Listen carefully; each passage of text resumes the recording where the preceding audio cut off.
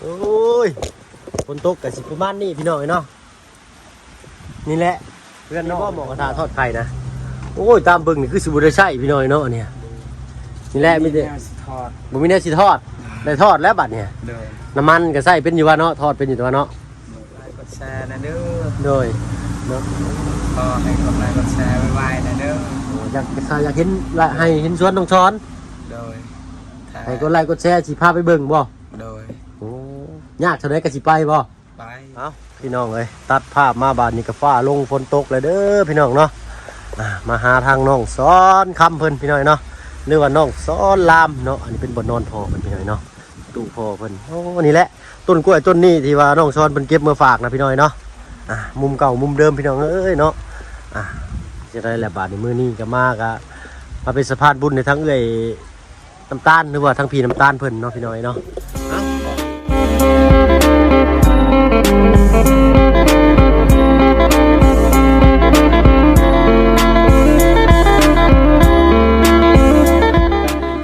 ทักทายสบายดีพ่อแม่พี่น้องหมู่เพื่อนกันเบิดสุขคนเนาะ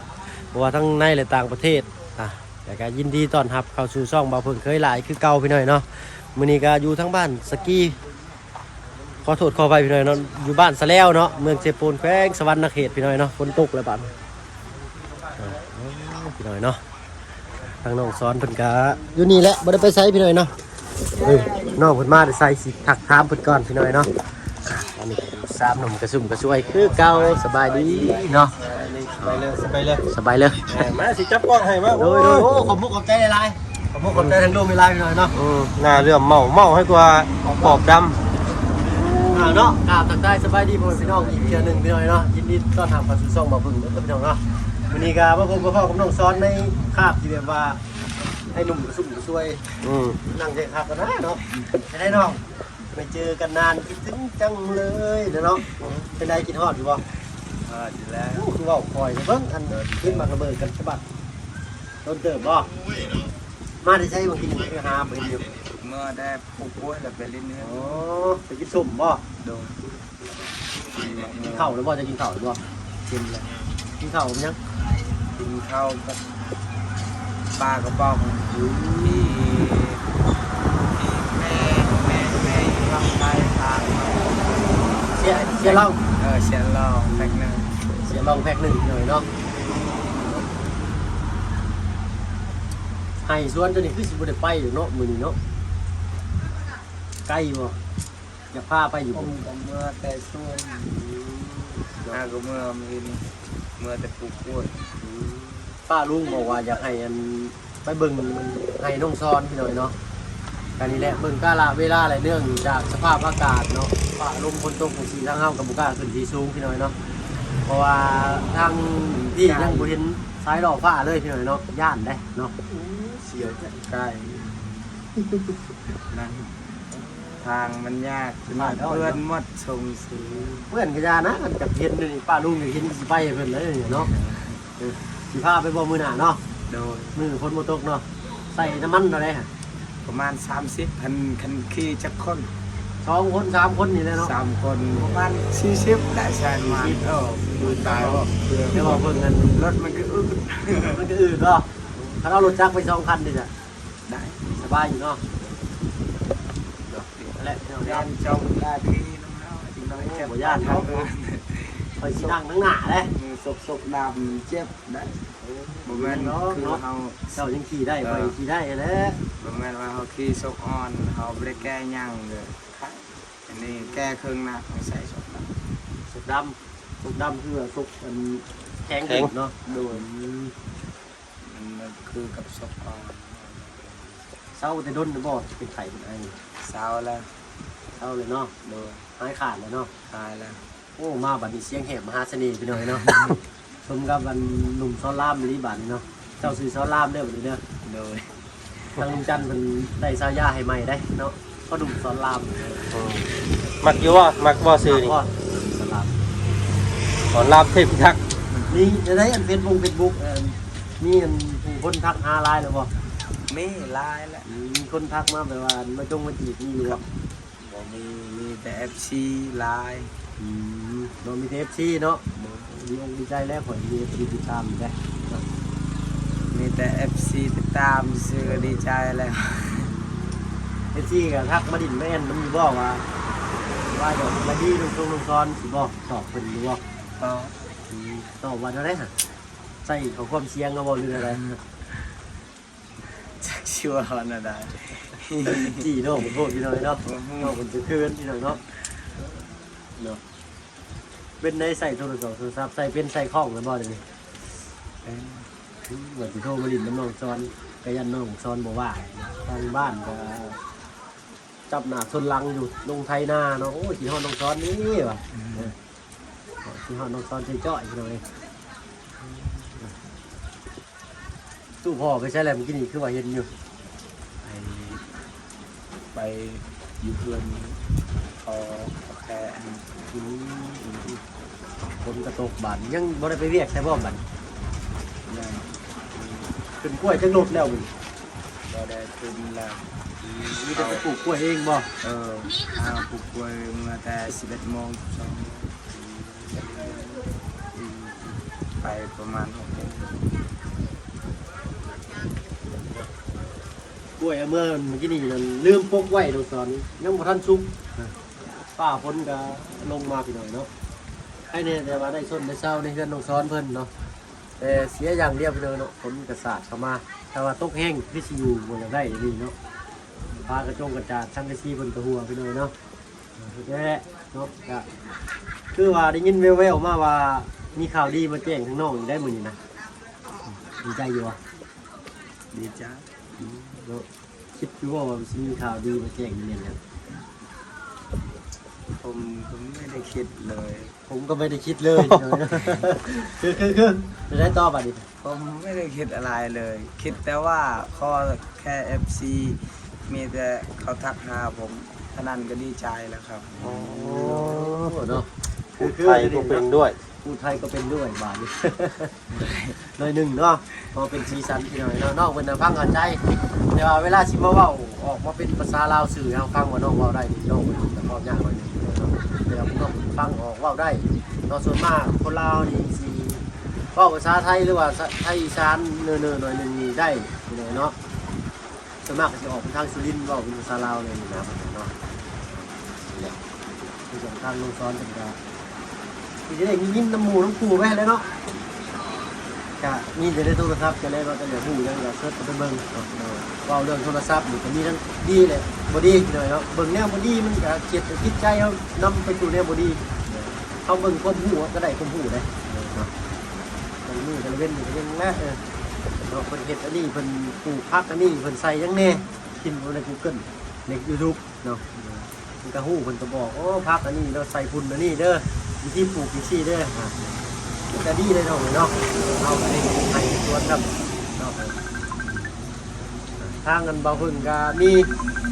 เพื่อยได้ดีเพิ่นเนาะตามขึ้นไปทางเบาพึ่งซื้อข่าวพองมามอบให้น้องซ้อนพี่หน่อยเนาะแต่ทางลูกเพิ่นก็นี่ยังดีมาแจ้งลูกเพิ่นก็เนาะโอเคเนาะ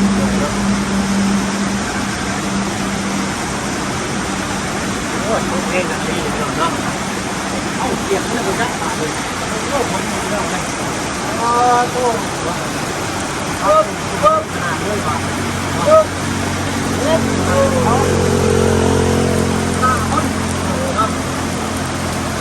มันไม่ดีเกียบเลยมันซ้อนมาดิเอาอยู่เว้ย เอามาวางไว้นี่มาวางไว้ตัวนี้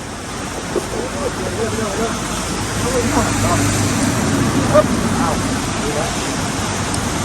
เอาหน้าอุ้ยดูได้เนาะครับเริ่มกิน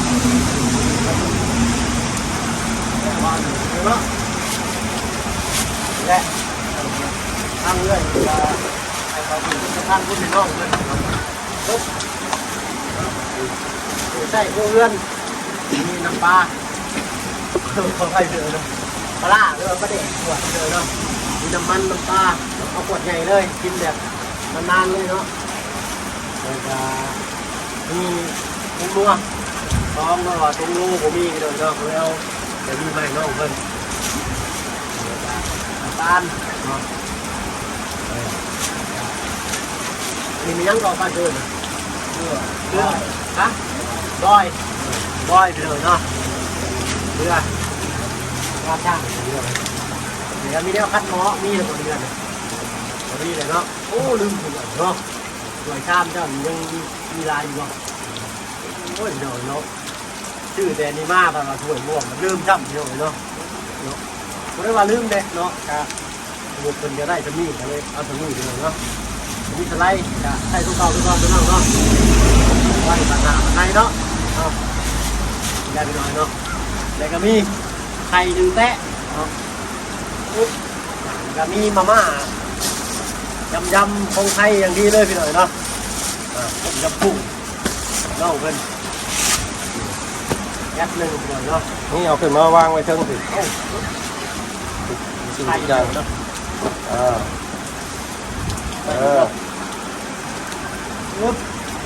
อ้าดูแลเนาะ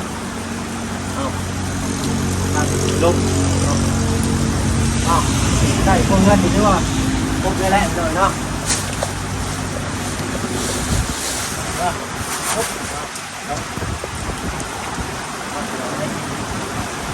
ต้องกังวลนี่ครับ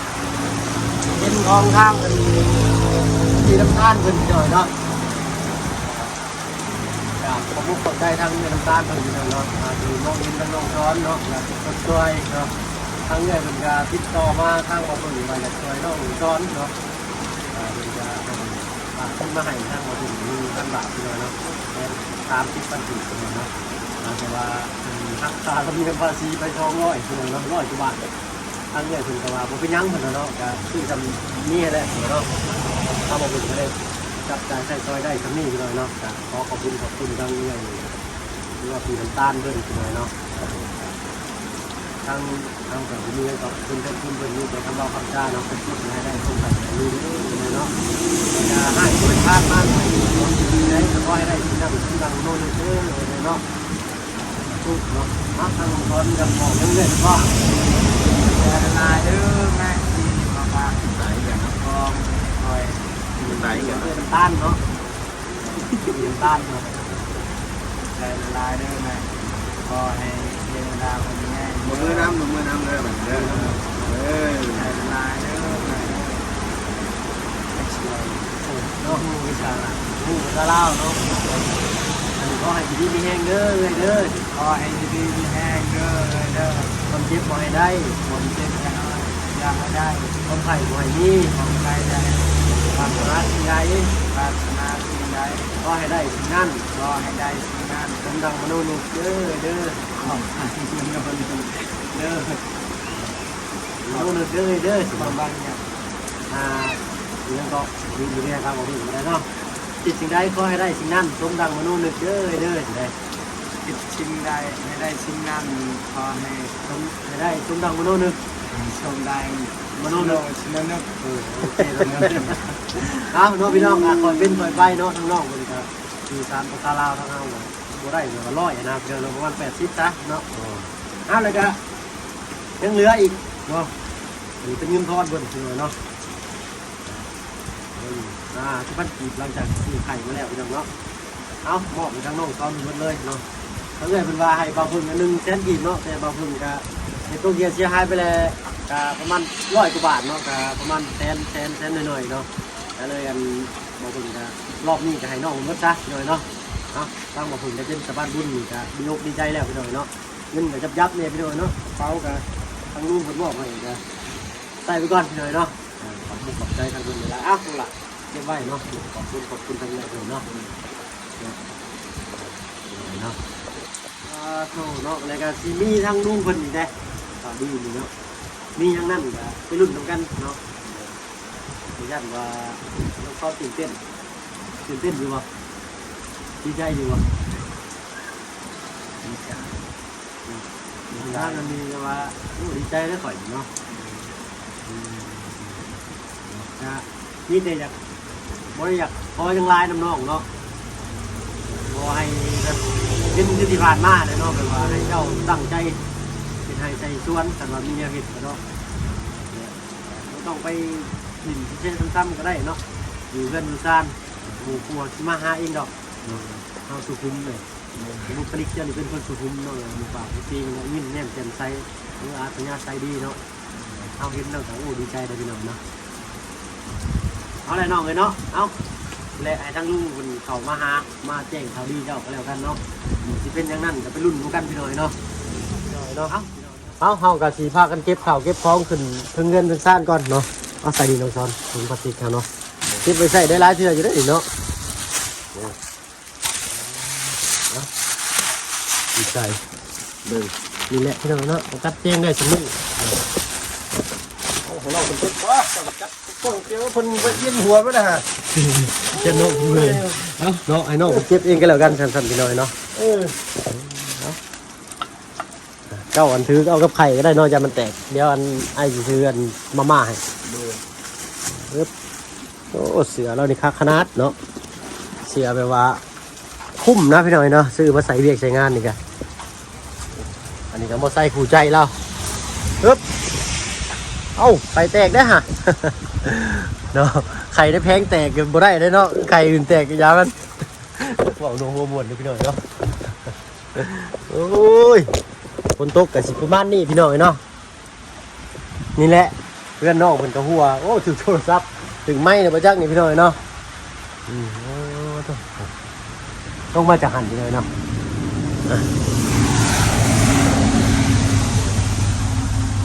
มันก็สีตำจนบุ้มโอ้ขออนุญาตเข่าเพื่อนเข่าซ่านเพิ่นก่อนพี่น้อยเนาะปึ๊บโอ้ถวยบวงน้องเพิ่นเนาะเอาน้องนะไว้นี่ก่อนเนาะทั้งง่ายว่าคิดไว้แล้วว่าสิซื้อถวยซื้อบวงแต่ว่า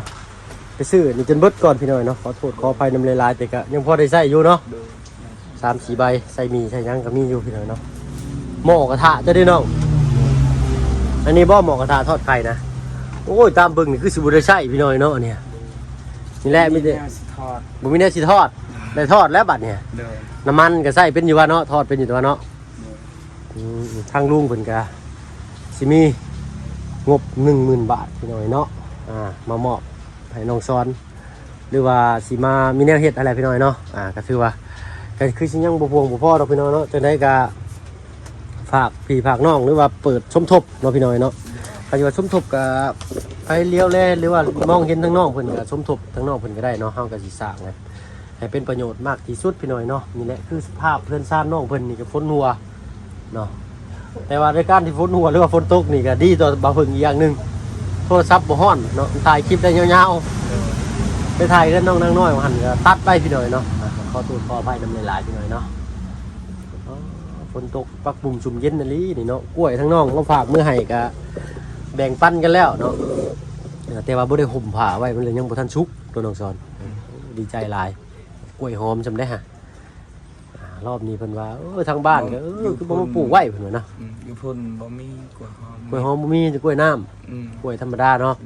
โอ้สำหรับก็คักแล้วพี่น้อยกล้วยทางนี้มันสิลูกใหญ่ๆเด้พี่น้อยเนาะผู้แลมีโอกาสผู้แลพี่น้อยเนาะจังได๋ก็ถ้าอยากให้ไปเยี่ยมไปยามทั้งให้น้องซ้อนก็ฝากกดไลค์กดแชร์หน่อยเด้อพี่น้องเนาะเอาฝากปาลุงกดไลค์กดแชร์ให้หน่อยอยู่ให้จักไปเบิ่งพอลุงกดไลค์กดแชร์นะเด้อโดยเนาะก็ให้กดไลค์กดแชร์ไว้ๆนะเด้ออยากเห็นให้เห็นสวนน้องซ้อนโดยให้กดไลค์กดแชร์สิพาไปเบิ่งบ่โดยโอ้ยากเท่าใดก็สิไปบ่ไปอันคลิปนี่ฮอด10,000พาไปแน่นอนโดยพี่น้อยเนาะเอ้าก็สิได้เวลาสุมาพักควรพี่น้อยเนาะก็ย้อนความบ่อยากจากลาเนาะเป็นเวลาบัดไหลก้นเข้าพี่น้องเอ้ยเนาะฟ้าฝนก็มาแล้วพุ่นแหละสิให้ทางลุงจันทร์มาแจ้งข่าวดีเจ้าก็แล้วกันเนาะพี่น้องเนาะไปง่ายก็สิลาก่อนคลิปนี้เนาะพอกันคลิปหน้าพี่น้องเนาะสบายดีเนาะขอหมักระเบิดขึ้นเนี่ยมันสิแตกให้เจ้าได้นี่ยิ้มหวานตลอดนะทางน้องสอนนี่เนาะเอาไปแล้วพี่น้องเอ้ยเตาฟืนเตาไฟแล้วก็มีแต่คำเจ้าหน่อยก็1เจ้ามาเข้าหรือบ่น้องมาเรียบร้อยเนาะยืนเบิ่งไอ้ถ่ายรูปไปปะลุงเบิ่งนี่เวลาบรรยากาศฝนตกบ่นแจ้งๆพี่น้อยเนาะและยิ้มครับต้องสอนเนาะพี่น้อยเปียกเสื้อคอยก็ได้เนาะเอ้าพี่น้อยเนาะ ไปก่อนทางเรากันนะเอ๊บย่านดีข่อยก็ย่านดีนี่ตุ้ยแอวฮักเลยแอวหน่อยครับพี่น้อยเราก็ให้ทั้งลุงกันเข้าไปตัวแหละข่าวดอกข่าวดีมียังก็รุ่นกันเบิ่งพี่น้อยเนาะแต่ที่แน่ๆเลยนี่ก็มีมาแล้วแหละพี่น้อยเนาะสำหรับคลิปนี้เว้ากันไล่ยากันทางพี่น้อยเนาะสำหรับคลิปนี้ลาแล้วพอกันคลิปหน้าพี่น้องเนาะเอาเป็นว่าสบายดีเนาะ